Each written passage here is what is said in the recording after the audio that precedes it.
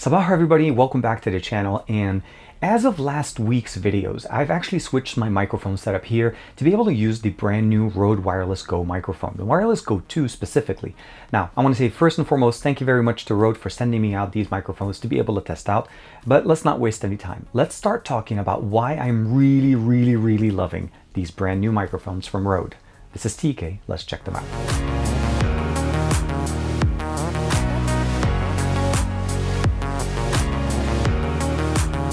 Like and subscribe, and make sure you hit that bell icon so that you're always notified to whenever we have new videos on the channel. The first thing I'll start off by saying is I've been using wireless microphones in this setup for a long time. I've tried the wired connectivity, but for some reason there's some kind of interference that always messes up the audio. So I've used expensive microphones and I've also used entry-level microphones. And today the Røde Wireless Go 2 system came in with a very big surprise. I knew a few things about it when it came in. Obviously, the ability of using wireless connectivity, 2 transmitters, 1 receiver. There's a lot of cool things going on. But once you connect these two microphones, like meaning the transmitters or even the receivers to the PC, to Røde Central, you're able to unpack and provide so much more functionalities directly onto these that you probably didn't even realize were baked into this. First thing I'll start by saying is that they have local backup. They have built-in audio recording on each transmitter that starts recording automatically once it's activated. And that means you'll never have a problem whenever, let's say you're recording outdoors or indoors, where let's say I have some interference here or anything like that. And when I'm done, I can export the audio in both WAV and MP3 directly and start using that as my backup in case there's any problem. So that's a big win for me whenever we're talking about audio connectivity.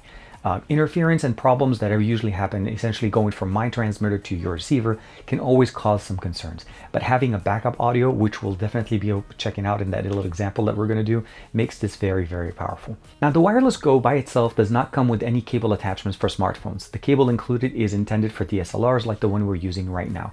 If you want to be able to use it with, let's say, your Android or your iOS, you do definitely need to be able to pick up the separate cable that is sold from Røde. Or if you're using an Android device, you could probably use any USB-C cable, as the interface to the Røde Wireless Go 2 system is USB-C. So that's pretty simple. But if you're trying to use it with, let's say, your iPhone, like we're going to test it out with the 11 Pro Max, you do need to buy the separate cable, and they are sold separately. Now, as far as testing, I wanted to give you guys an example of how do they sound and, of course, the distance that we're able to go. So I went outside and took my S21 Ultra and my 11 Pro Max, and of course, we're going to do some audio samples with both. But the good thing about it is I'm actually going to start showing you guys in there with the audio backup as well. So part of the audio that you're going to hear will include the original audio from the smartphone and receiving that from the transmitter. And we're also going to test it out with the lavalier microphone. As you guys see right here, I've actually used it with the lav because I prefer to have it not sit clipped to my neck. I have it to put away, it's in my pocket, and I run the wire under the shirt all the way up to the top. Makes it very nice and very simple. And again, just fits my existing setup that I have. So let's start off with the S21 Ultra and we'll switch over to the iPhone 11 Pro Max. So we are outdoors now. It's raining a little bit. There's a little bit of wind as well, so I do have the wind muff on it. I am using the microphone that's built in. So this is going to be what audio would sound like if, let's say, I'm about 20, maybe 25 feet away roughly from where the microphone is. And it's direct line of sight. Now, obviously you could go further, but for my example here, this should be a pretty good example of how does the audio sound when we're using it with the wind muff and the built-in microphone. So you have to have it obviously clipped close to the subject. But for me, most of the time, I prefer to use a lavalier, which enables me to actually have a little bit more personal sound. And of course, I can actually put the actual receiver more away, so I can keep that in my pocket and of course just get the same experience. Let's go ahead and switch over to that. Switching it over to that lavalier microphone, there's a couple of things that are different. I don't have a wind muff on it, so if there's any wind, this is going to pick it up. But the difference between this is, as you can see here, it just sits there on the side and it gives you that same audio experience that you were getting before, a little bit more personal. So for video production, for me, as long as your device supports either USB-C or 3.5mm headphone jack audio input, this is going to actually work pretty good. The other thing that you also keep in mind is most devices, if you install, let's say, open camera and use external audio, will support this type of audio input, even if by default the camera or the default camera application does not. Now we're testing it out with the iPhone. This is the 11 Pro Max. Obviously, it'll work with any other iPhone because it's using the Lightning adapter. The main benefit here, of course, with the exception of the fact that it's raining, is that we're obviously using the Wireless Go 2 mic from Røde. The audio performance, the audio backup that's actually on the transmitter, so in case there's any kind of interference where I am and how it's transmitting back to you, you'll definitely get the benefit there. Now, the wind muff doesn't really help as much, but here we have a little bit of rain. Obviously, I'm standing in the middle of it, but I hope you guys are enjoying this, and of course, the audio is so much better. Now, I will say, obviously, it's not exactly the perfect day to be able to test it out. It was raining, but of course, it's a good example also to see what is the range of pickup from these microphones. There is a way of configuring the audio directly on the actual receiver by basically reducing the dB configuration if you feel like it's picking up or it's just too much, like it's peaking. So that's something to be able to configure. You're also able to configure multiple options as far as having backup audio channels, like a lower level audio channel, so to record one at regular level and one at a slightly lower level so that you're able to edit it out later on. You also have independent right and left channel from the audio, as well as the ability of merging the audio the way I have it here.